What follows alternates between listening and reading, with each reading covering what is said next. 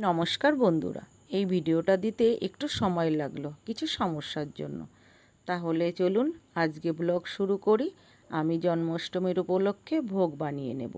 প্রথমেই আমি তালটা ধুয়ে নিয়ে খোসা ছাড়িয়ে নেব। কি সুন্দর রং আর এত ভালো গন্ধ বেরোচ্ছে। এবারে তালের রসটা বার করে নিয়েছি, ছাঁকনি দিয়ে ছেঁকে নেব। ছাঁকনি দিয়ে ছেঁকে নিয়ে তালের যে শাঁসটা ওটা ভালোভাবে পরিষ্কার হয়ে যায়। আমি অর্ধেক তাল দিয়ে লুচি বানাবো, তাই ময়দা টিকে নিয়ে তাল দিয়ে মেখে নিয়েছি। আর বাকি তালের নারকেলের কুচি দিয়ে ময়দা, চালের গুঁড়ো, ভিজিয়ে রাখা সুজি আর একটু মৌরি দিয়ে দেব। স্বাদ মতো লবণ দিয়ে মাখিয়ে নেব।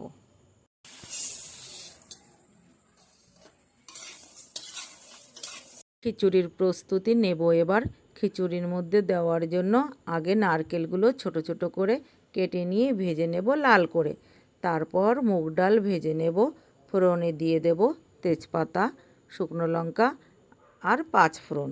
সবজিগুলো দিয়ে হালকা ভেজে নিয়ে স্বাদ মতো লবণ, হলুদ আর আদা বাটা দিয়ে দেব। চাল আর ডাল দিয়ে নাড়িয়ে চাড়িয়ে নিয়ে জল ঢেলে দেব। খিচুড়ি কিছু সময় ফুটিয়ে নেওয়ার পর কাঁচা লঙ্কা, টমেটো কুচি দিয়ে দেব। খিচুড়ি প্রায় হয়ে এসেছে। মিষ্টির জন্য গুড় দিয়ে দেব।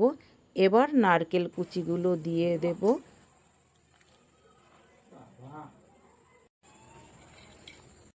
খিচুড়ির মধ্যে গরম মশলা দেবার জন্য গরম মশলাটা বানিয়ে নেব। শুকনো লঙ্কা, জিরে আর ধনে দিয়ে শুকনো খোলায় ভেজে গুঁড়ো করে নিয়ে দিয়ে দেব। এত সুন্দর গন্ধ বেরোচ্ছে, আপনারা চাইলে এইভাবে রান্না করে দেখতে পারেন। গুড়ের নাড়ু বানিয়ে নিয়েছি। সুজি বানানোর জন্য ঘি কড়াইতে দিয়ে গরম করে সুজি দিয়ে দেব। সুজি ভাজা ভাজা হয়ে গেলে দুধ ঢেলে চিনি দিয়ে দেব। কাজু কিশমিশ দিয়ে কিছুক্ষণ রেখে নামিয়ে নিয়েছি। গরম গরম তালের লুচি ভেজে নিলাম। দেখো কি সুন্দর লুচিগুলো ফুলেছে। এটা সত্যি যে ঠাকুরের জন্য আমরা যে খাবার রান্না করি এত ভালোভাবে রান্না হয় আর খেতে এত ভালো লাগে। সবার শেষে তালের বড়া ভেজে একটু নারকেল বেঁচেছিল, সেগুলো কুচি করে তালের মধ্যে দিয়ে মেখে নিয়ে ভেজে ফেললাম। এই নারকেল দিয়ে খেতে এত ভালো লাগে।